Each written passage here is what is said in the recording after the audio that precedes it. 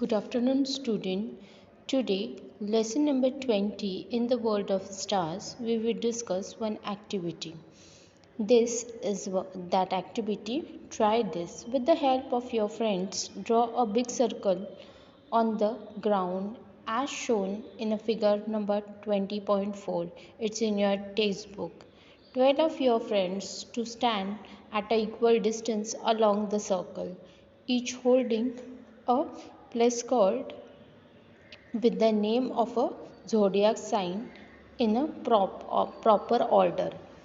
म्हणजे काय करायचं आहे, आकृतीत दाखवल्याप्रमाणे मैदानावर तुमच्या मित्रांच्या साहाय्याने एक मोठा वर्तुळ आखून घ्या.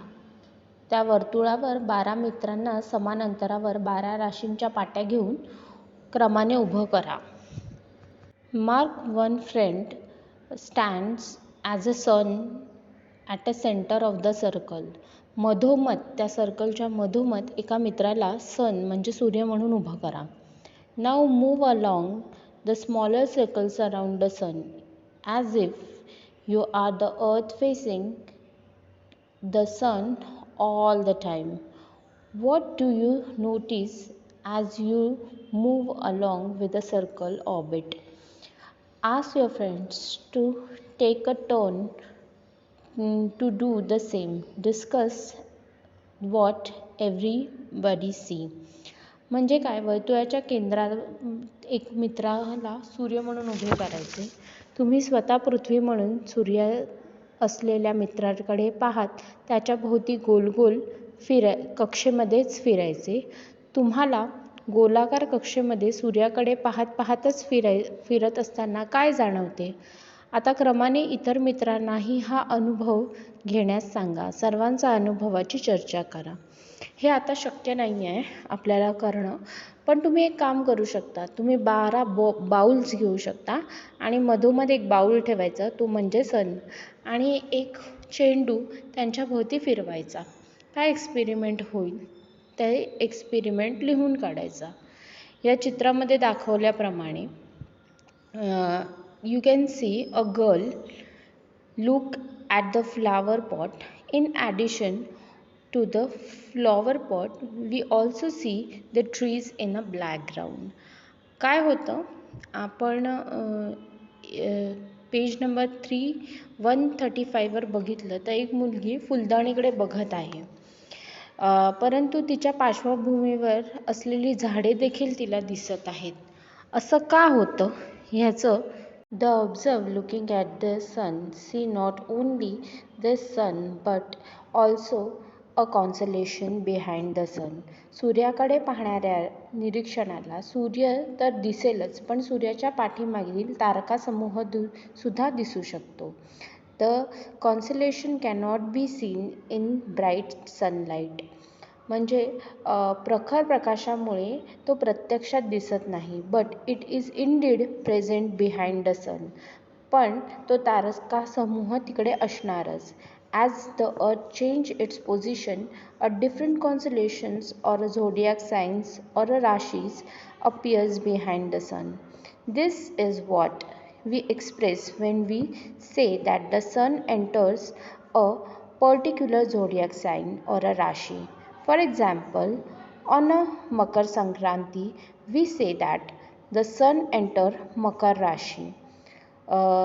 म्हणजेच काय तर जेव्हा पृथ्वी आपले स्थान बदलते तेव्हा सूर्याच्या पार्श्वभूमीवरील रासही बदलते. यालाच आपण सूर्याने एखाद्या राशीत प्रवेश केला किंवा संक्रमण केले असे म्हणतो. मकर संक्रांत हे असेच एक संक्रमण आहे. When the earth is at A, for an observer on the earth, the sun appears to be in a Scorpio zodiac sign. When the earth moves from A to B, the observer will say that the sun has entered Libra. In reality, the sun does not move, but we predict करतो it as moving due to the motion of the earth around it. This motion is sun is called its apparent motion and its path is called apparent path. The rising of a sun in the east and its setting in the west is also an apparent motion. You might have heard some elder saying that a particular nakshatra is in the rising and now prevailing. It means that at the time, if you look at the sun from the earth, that particular nakshatra is behind the sun and give you an idea about the position of the earth revolving around the sun. याचाच अर्थ असा होतो की पृथ्वी जेव्हा ए या ठिकाणी असते तेव्हा पृथ्वीवरील निरीक्षकाला सूर्य वृश्चिक राशीमध्ये असलेला वाटतो, पण पृथ्वी जेव्हा बी या ठिकाणापर्यंत प्रवास करते तेव्हा तो वृश्चिकमधून तूळ राशीत संक्रमण केले आहे असे वाटते. प्रत्यक्षात सूर्य भ्रमण करतच नसतो, फिरत नसतोच, तर पृथ्वी सूर्याभोवती फिरत असते आणि सूर्य फिरल्याचा आपल्याला आभास होत असतो. सूर्याच्या या भ्रमणालाच भासमान भ्रमण असे म्हणतात. सूर्याच्या या मार्गाला सूर्याचे भासमान मार्ग असे म्हणतात. ॲक्च्युअलमध्ये सूर्य स्थिर आहे आणि पृथ्वी ही सूर्याभोवती फिरते. तुम्ही तुमच्या वाडवडिलांकडून ऐकलं असेल की नक्षत्र लागले असे म्हणतात. म्हणजेच काय, या काळात पृथ्वीवरून पाहिले असता सूर्याच्या पाठीमागे ठराविक नक्षत्र असते हे आपल्याला लक्षात येईल व सूर्याभोवती परिभ्रमण करणाऱ्या पृथ्वीच्या जागेची आपल्याला कल्पना येते. हा एक्सपेरिमेंट प्रत्यक्षात केल्यानंतर तुम्हाला जाणवते की पृथ्वी ही सूर्याभोवती फिरते आणि सूर्याच्या मागे जो तारकासमूह आहे, जे नक्षत्र आहे ते सूर्याबरोबरच आपल्याला दिसते आणि त्या नक्षत्रात आपण आहोत असे वाडवडील जण म्हणतात. पण सायंटिफिकली पण आपण त्याच नक्षत्रामध्ये आहोत हे आपल्याला कळते. Always remember, science has proved that the constellations of a solar system, planets, satellites and comet as a distant star and a constellation do not have any influence on a human life. Man stepped on the moon in the 20th century.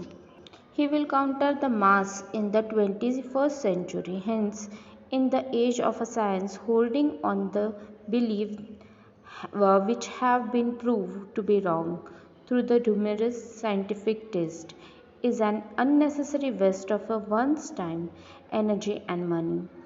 It is necessary to consider all this issue with the scientific frame of a mind.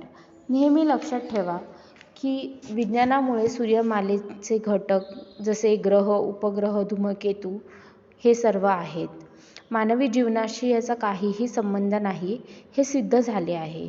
20व्या शतकात मानवाने चंद्रावर पाय ठेवला तर 21व्या शतकात त्यांनी मंगळावर पदार्पण केले. त्यामुळे आजच्या वैज्ञानिक युगात अनेक वैज्ञानिक चाचण्यांमुळे फोल ठरलेल्या कल्पनांवर विश्वास ठेवणे म्हणजे स्वतःचा वेळ, शक्ती आणि धन वाया घालवण्यासारखे आहे. विज्ञानाच्या दृष्टिकोनातून ह्या सर्वांकडे पाहिले पाहिजे. Now here is some books. आकाशाशी जडलेले नाते, छंद आकाशदर्शनाचा, वेध नक्षत्रांचा, तारकांच्या विश्वात ही पुस्तके खूप सुंदर आहेत. ती मिळाली तर वाचा ही आणि जास्तीत जास्त माहिती मिळवा. So here we done our lesson in the world of stars. Do one thing, solve the first question from the exercise. It's a filling the blanks. You have to solve it today and send me. That's it for the day. Thank you.